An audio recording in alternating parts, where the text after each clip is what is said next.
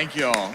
It's a great honor and pleasure to be here today with Alex Jones, with InfoWars, and this is my second year, and these are the best 2 years of my life. Thank you, Alex.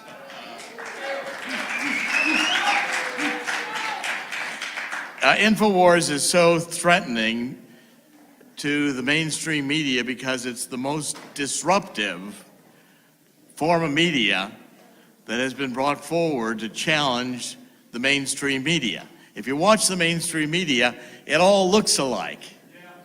It all sounds alike. It has all the same patterns to it. You know, they're talking points. And NPR, I think they go to the famous NPR school to learn how to talk like that on the radio. They all sound the same. Well, the reason is because they are all corporate, CIA, Fed, Mockingbird media. And that's where Alex Jones comes in and disrupts it, breaks the model, tells everybody the truth, fights. And Alex and I have been together for years. I think my first interview with Alex went back to about 2005. And this, this period of time has been one where Alex, I found early on, was a champion for fighting for the American freedoms, for fighting for the Constitution. And we didn't have enough fighting for the Constitution, and now we've got millions, including you. And the reason Alex Jones is vilified, and is because the mainstream media is afraid. They're losing viewers by the millions, while Alex Jones is gaining viewers by the millions. And they're seeing it happen. Now, I want to talk to you about two things. I've got to, at 5:30, I'm going to be with Owen, broadcasting, which will be great. I want to talk to you about two things today, about Donald Trump and the Mueller investigation and Zuckerberg's testimony today. The Mueller investigation last night entered into a criminal phase when they burst into Michael Cohen's office. Michael Cohen's a lawyer. He and Donald Trump have lawyer-client privilege. They have confidentiality between the two. And that's in the Constitution. And that's breached. Now, that was breached by a Justice Department that's acting like thugs. They started with Manafort when they burst into his home early in the morning. He and his wife were in bed. They rifle through everything, take what they want, don't explain anything. They stopped Ted Malloch, Professor Malloch from Oxford, American citizen, been on the show many times, been with Alex in studio, a gentleman who would easily have cooperated with Mueller. But instead, as thugs, they broke in. It was vacation. He's coming back to the United States into Logan with his wife to celebrate Easter with her family in Ohio. Mueller's thugs grab him at the airport, throw him in a room, question him, basically take his telephone away from him, and slap him with an injunction, a subpoena. He has to show up at the grand jury. This is this is the way thugs behave. This is not the way the United States justice system should operate. This is the way criminals operate.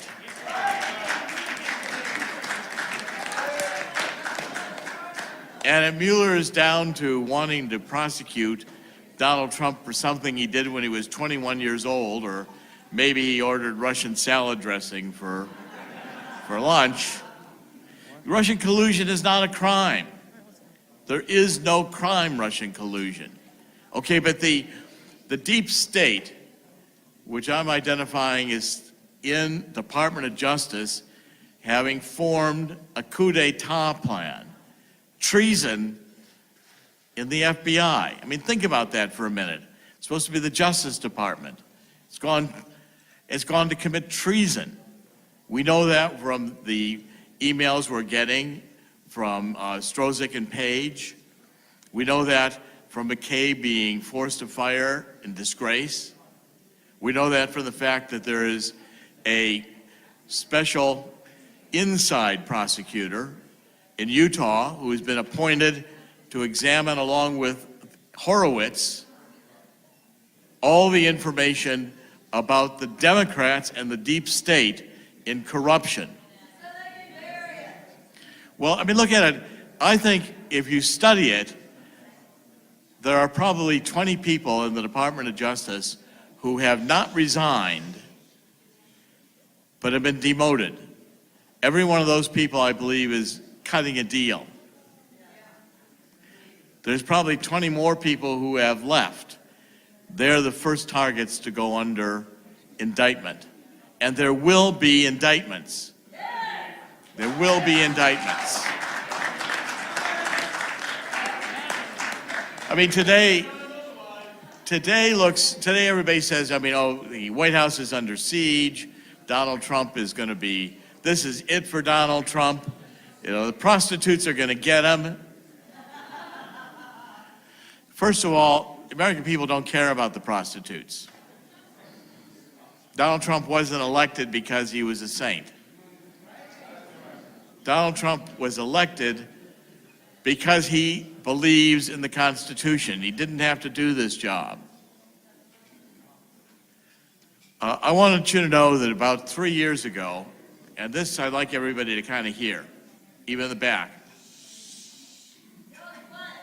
About 3 years ago, a group of generals came to me, and it was explained to me they were ready to conduct a coup d'etat. They were ready to move Barack Obama from office with military force. And then a few weeks later, I got another call and said that they were reconsidering. You know why they were reconsidering? No, why? Because they talked to Donald Trump. And Trump agreed that he would run. And they agreed that if he would run, they would conduct their coup d'etat as a legitimate process, rooting out the traitors within government. And that pact between the military and Donald Trump has held. As we've been interpreting and watching, and Alex has been following QAnon, QAnon is military intelligence and close to Trump. And the intelligence we're getting that we've explained on InfoWars really is a lot of the inside script. Now, everybody says Donald Trump is going to lose, he's going to be out of office, he's going to be impeached. You watch CNN, MSNBC, they're throwing a party today, and all the 20 people watching them across the nation are very enthused. Donald Trump will not be removed from office. He will not be removed from office. And in the counterattack he's going to launch, one or two facts that could change everything.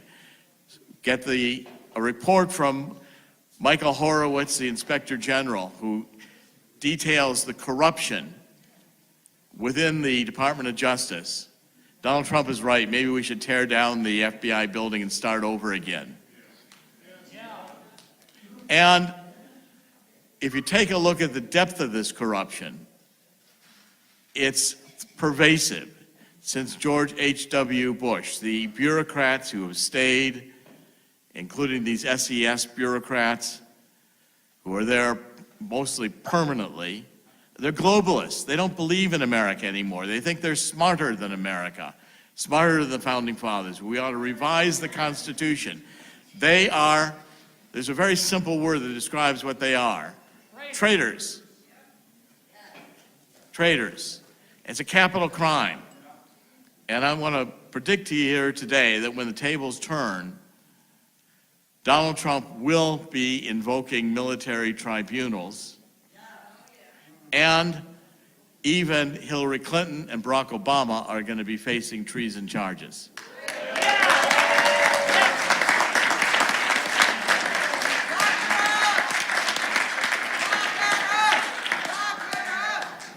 It will not end, and Donald Trump will have the courage to do that.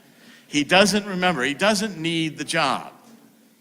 Donald Trump has a vision of the future in which he continues to play a role. And he's seen that vision and he's had that vision with him for decades. And it's all, every time it looks to me, I've said this about Donald Trump, I've known him for decades. I said, Donald Trump always looks like he's gonna lose until just before he wins.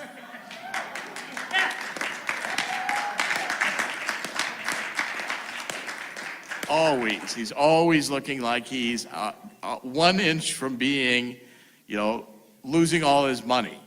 1 inch from losing this deal or that deal. Everything Donald Trump has done in his life has been a success. And this will be too.